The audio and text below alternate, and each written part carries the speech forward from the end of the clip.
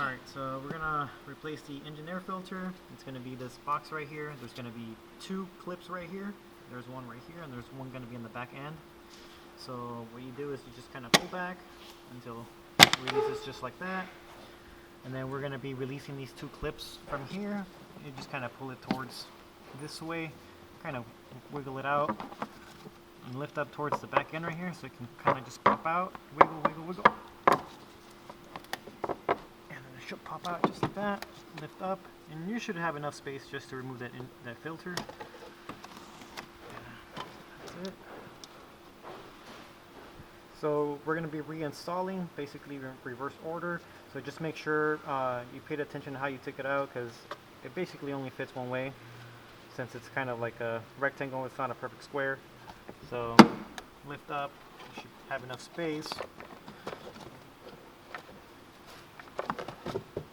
Make sure it's nice and flat. It is there, and basically you're just gonna push down on this end so you can have enough space to put those little ears inside.